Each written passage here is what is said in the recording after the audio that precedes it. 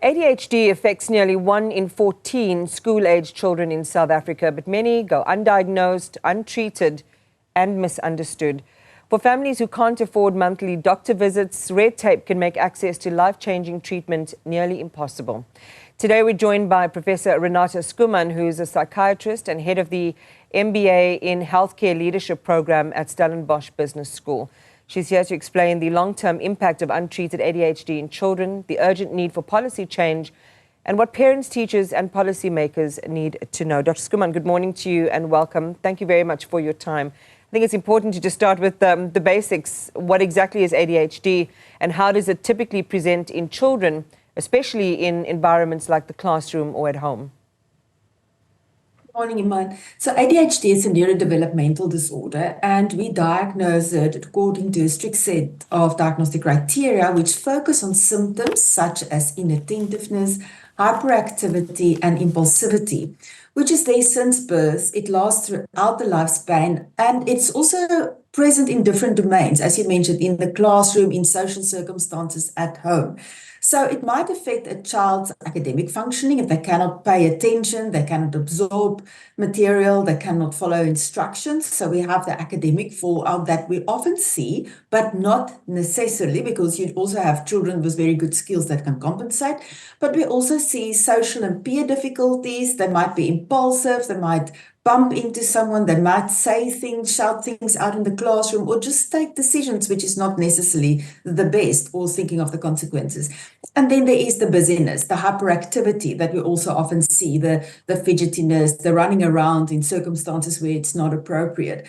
But it's very easy to also miss other symptoms, which is associated like emotional dysregulation. Now, unfortunately, due to a lack of awareness and understanding of the condition, these children can often be labeled as naughty, stupid, or lazy, where in fact they have a neurobiological disorder that can very effectively be treated with medication.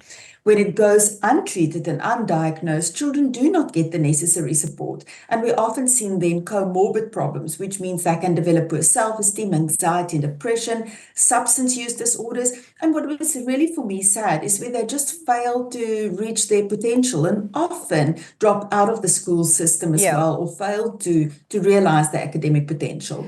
All right, so there's a lot that you've presented us with there, especially the part where you know, the concept of children just being too naughty or too energetic and what that leaves behind in them in terms of behavior, their responses, things that they carry into their adulthood. Just talk to us about the long-term impacts of being dismissed in that way, or being labeled in that way, or being ostracized and isolated by people in their social settings. Yes, I think, as I mentioned, that label of naughty, stupid, lazy, it's often then being internalized into the child's self-concept and poor self-esteem. And therefore, when they are being socially ostracized, they often start to associate it with other children that might have the same problems or different problems. And then they often just give up. And what we also see in the really under-resourced communities is that this is often the kids that's also then pulled into other peer groups where they feel they belong, where we see gangsterism, substance abuse, etc. We must also know that there's one group of children that we often miss, and that is girls with ADHD. Girls with ADHD often compensate, they're more socially aware, and they become extremely anxious, but they can modulate their behavior better. And then also the daydreamers. So if you have a girl in class that's a daydreamer, they're not necessarily a problem, they are often going undiagnosed. And they then develop depression, anxiety, and so forth as well, which can really have a long-term impact on people's emotional well-being. If we can, we'll come back to some of these manifestations, especially in adulthood and what treatment is available there. But you strongly argue for better access to medication like methylphenidate. How does treatment, when done right, transform a child's life? I almost don't have words. I mean, the feedback that you get from patients, whether it's children or adults or the parents of children, is just how it improves everything. The children often say life is much nicer. They understand school, they enjoy school, they feel more clever, but they're also less in trouble. Or they even feel that the adults in their life improve because the adults is not on their case anymore. They're not always in trouble, but they have a sense of relief. Their mind is quieter, they can focus, they can absorb, the friendships goes better. So it is just really life-changing in terms of their quality of life. I think the things stand out for me is even in young children that can struggle with things that they're aware of that they struggle with, and the friends get it so easy, they really grapple with it. And then when they come back, when they're on treatment, literally the next day, they just can tell you things like, the butterflies in my head is quiet. I can listen to what teachers say. Or school is not that difficult. I'm cleverer than what I think. So, as I mentioned, it's not necessarily academic fallout that we see, but just this whole sense of the child is less overwhelmed and more able to live up to their potential. Importantly, though, when you talk about that particular drug, it's a scheduled drug in South Africa as a Scheduled 6 drug. So many children can't access the medication consistently because you need a doctor's appointment. Some can't afford that before they are prescribed. So talk to us about the real-world impact of the red tape on families, schools, and the intended health outcomes. I think it's important to understand that there's a systemic issues here involved, which we cannot fight in isolation.